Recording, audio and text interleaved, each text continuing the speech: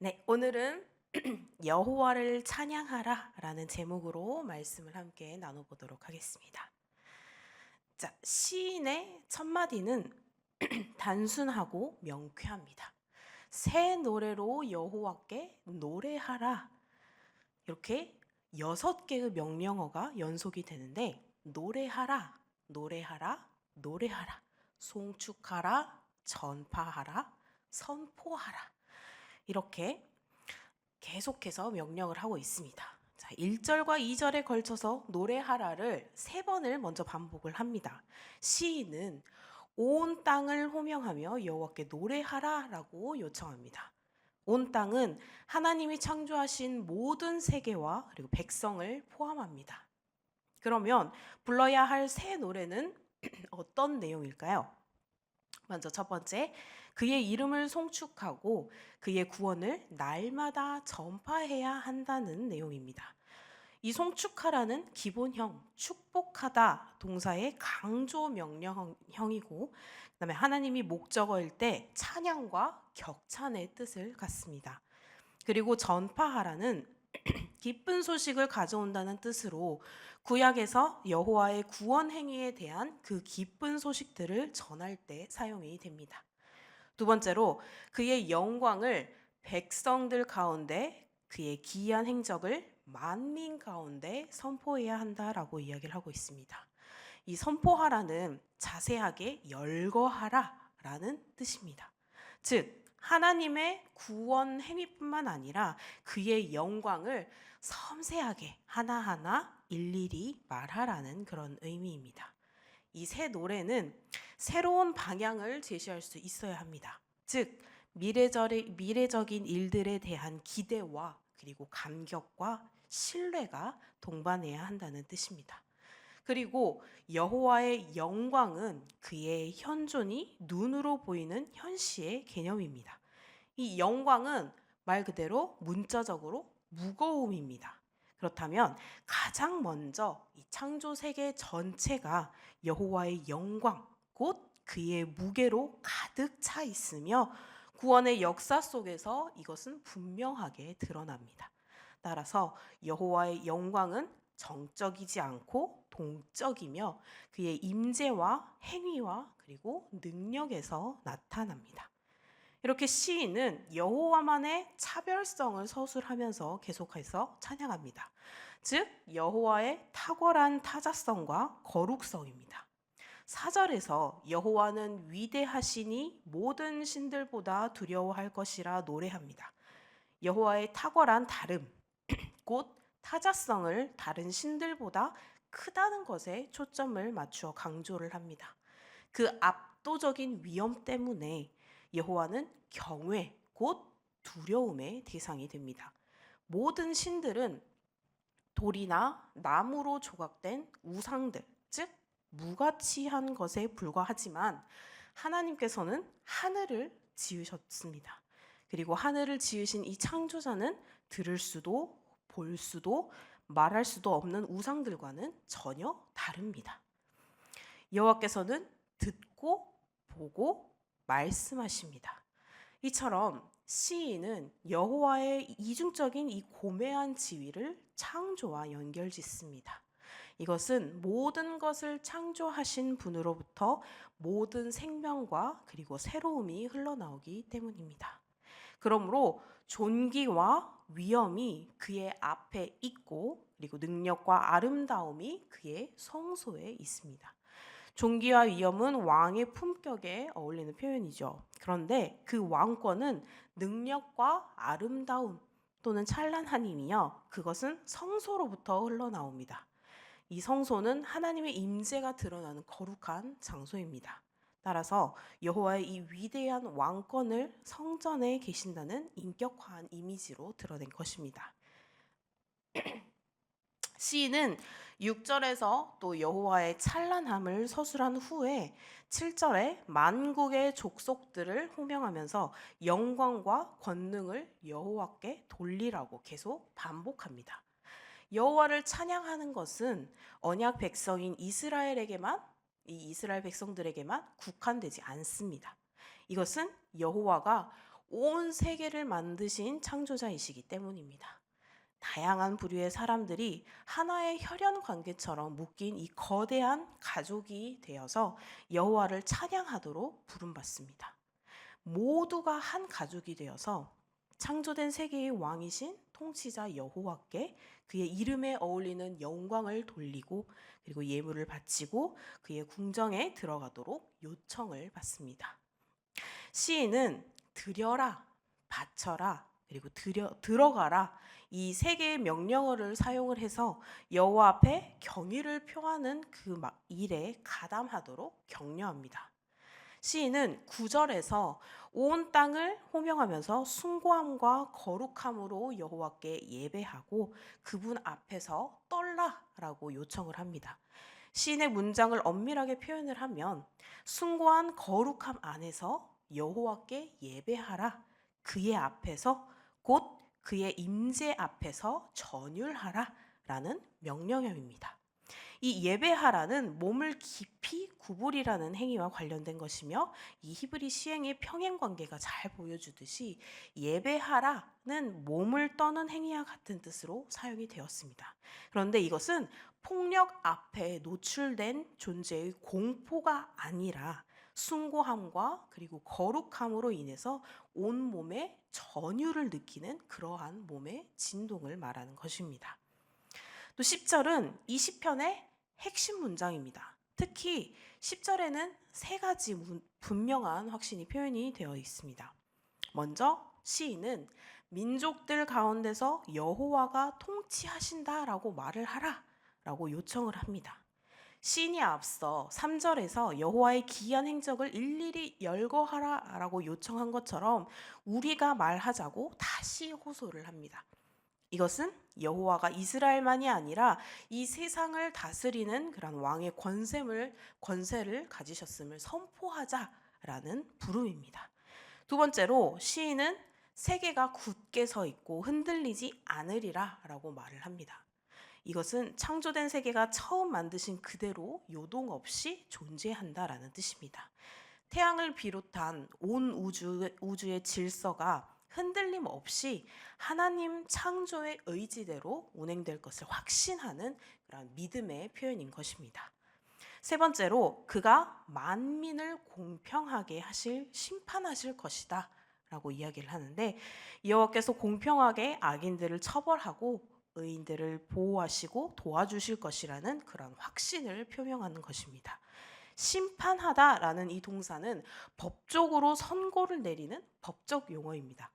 법정 선고를 통해서 정의가 실현됩니다. 따라서 여호와는 정의를 실행하는 판결자로서 여호와가 판결에 고유한 권한을 가지셨음을 선포한 것입니다. 여호와의 통치와 그리고 흔들림 없는 세계, 그의 심판을 기뻐하는 존재들이 또 있습니다.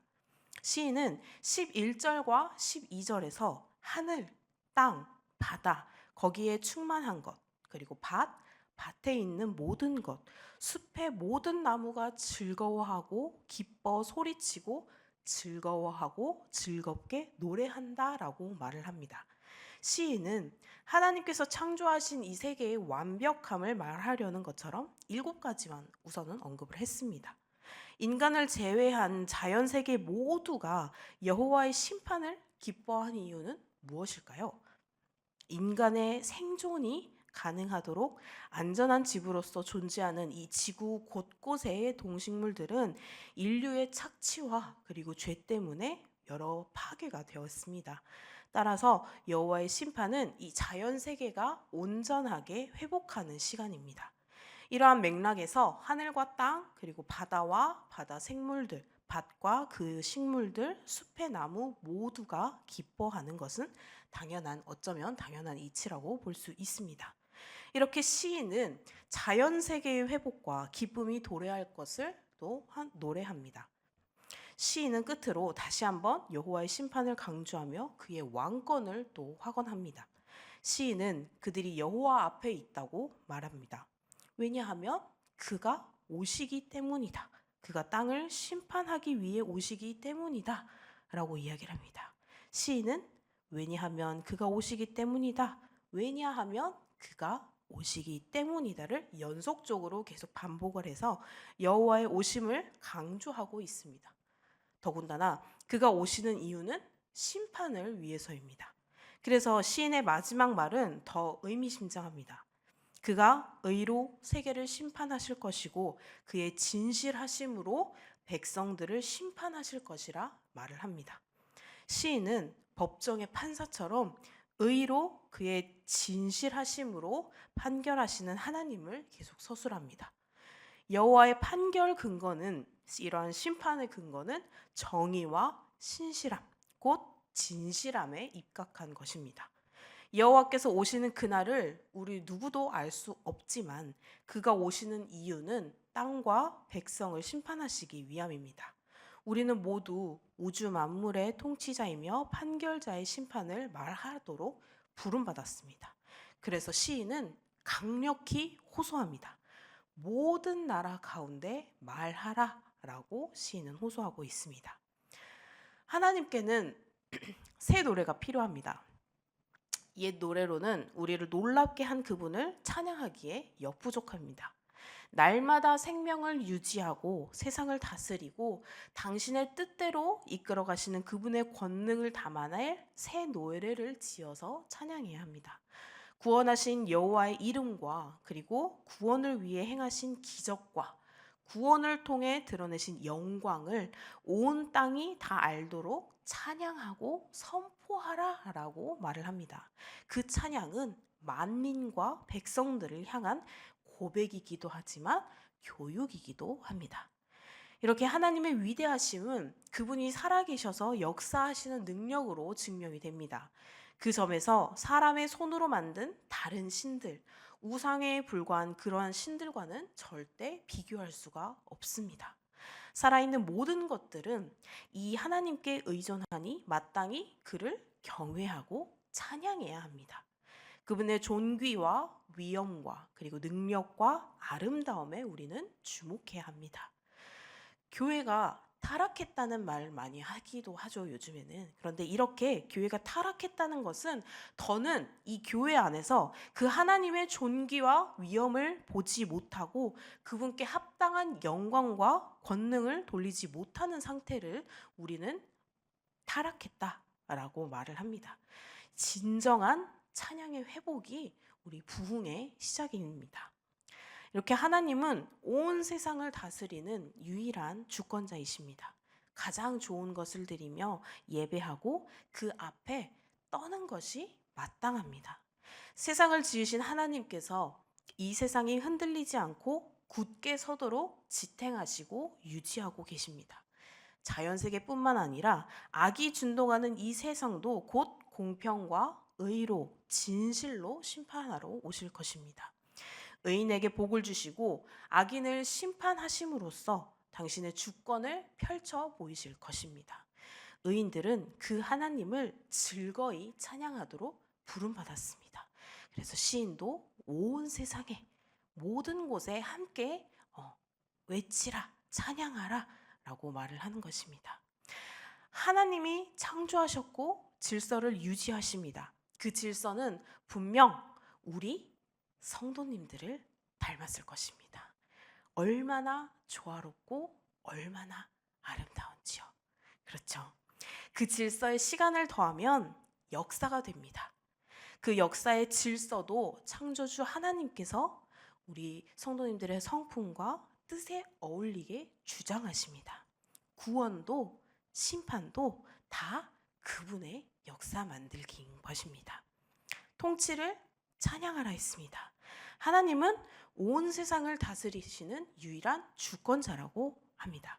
세상을 지으신 하나님께서 이 세상이 흔들리지 않도록 굳게 서도록 지탱하시고 유지하신다고 했습니다.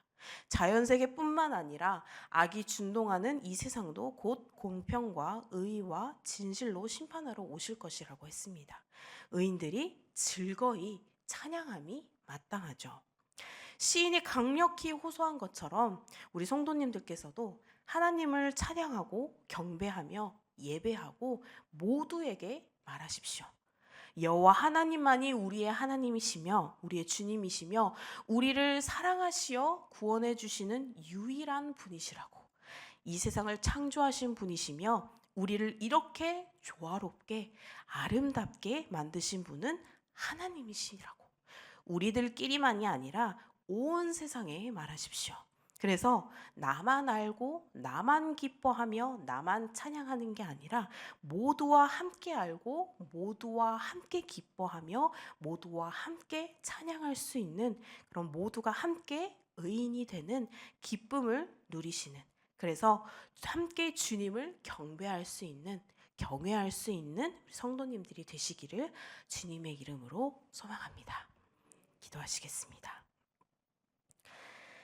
이 세상을 창조하시고 우리를 창조하신 주님 감사드립니다. 이 조화로운 세상을 보게 하심에, 이 아름다운 세상을 보게 하심에 감사를 드립니다. 언제나 주님께서 이 모든 것을 사랑하셔서 그 사랑 안에 계획하시고 역사하신다는 사실을 알게 하심에 감사드립니다. 이 모든 감사를 드릴 수 있게 해주심에 감사드립니다. 오직 주님만을 찬양하고 주님만을 경배할 수 있는 우리 모두가 되게 하여 주시옵소서. 주님의 성품을 알고 주님의 성품을 닮아가는 그러한 주님의 백성이 될 수 있도록, 그리하여 모두와 함께 찬양하고 경배하고 경외할 수 있도록 우리의 길을 인도하여 주시옵소서. 이 아침을 깨워 주님을 찬양합니다. 오늘 하루도 주님을 찬양하며 기뻐하는 하루가 될 수 있도록 주님 은혜 내려 주시옵소서. 주님의 사랑에 언제나 감사드리오며 예수님의 이름으로 기도드립니다. 아멘.